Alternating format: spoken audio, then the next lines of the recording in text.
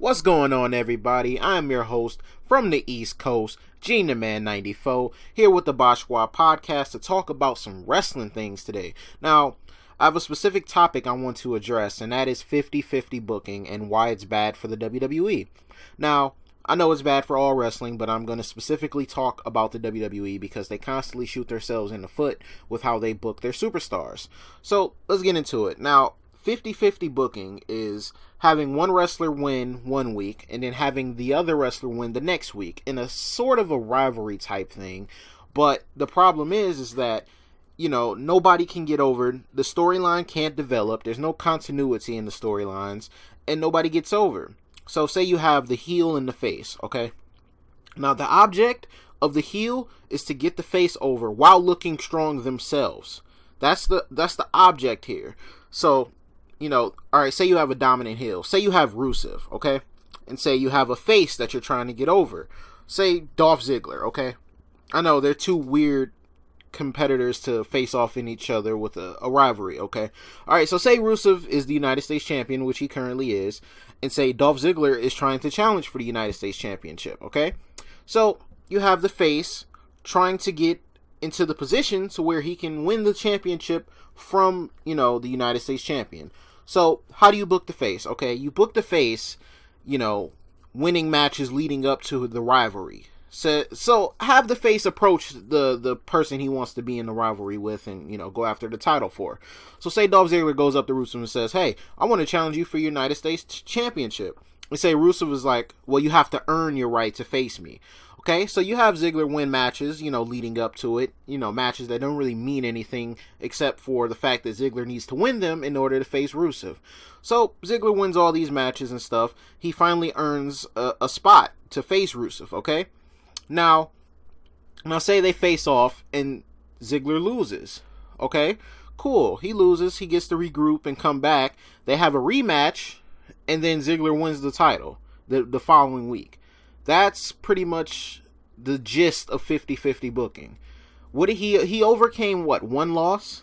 See, that's not how you do it. You gotta make if you're gonna make your heels look strong, make them look strong. And your faces, 9 times out of 10, are trying to overcome something. But if you give them no adversity to overcome, they're not gonna get over. Because then you're just like, oh, you rushed Ziggler to the title.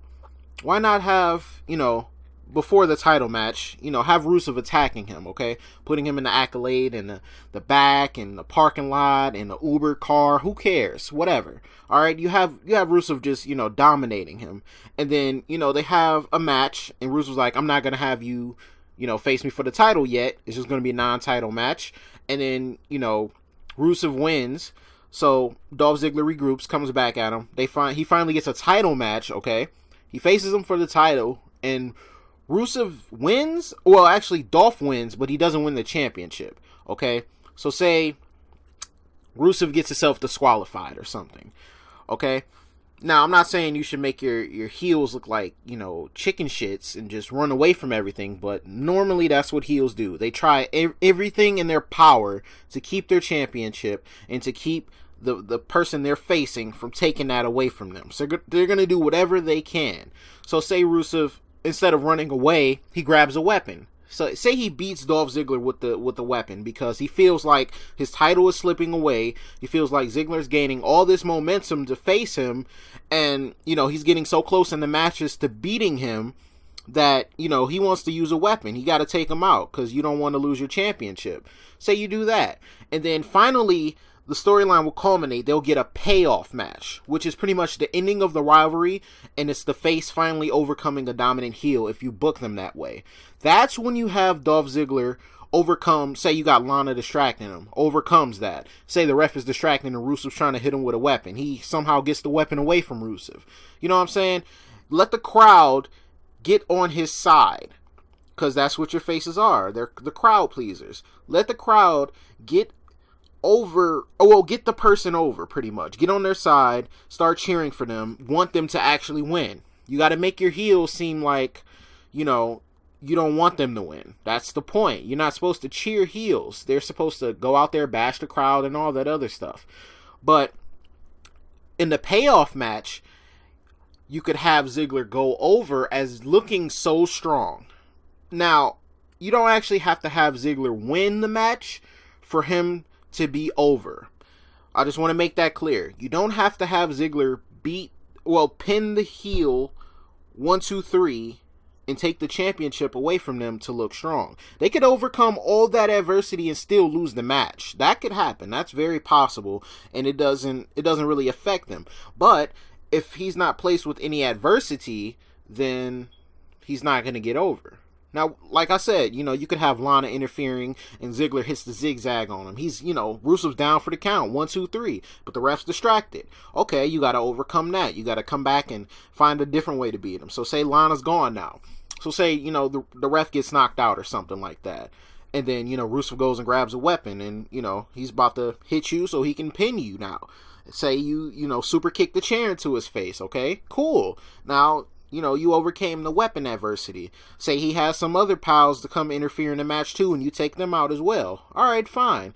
But say you do all of that, and you still lose the match.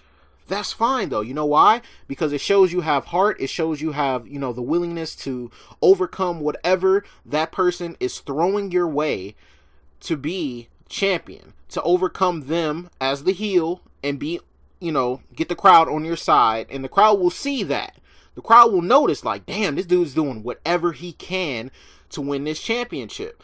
Because that's what you got to do. The heel's going to throw everything they got at you. They're going to throw their best stuff at you. But if you're able to hang in there with them and go toe-to-toe with them, it'll make you look strong. But just having a 2 to 3 week rivalry is not ideal.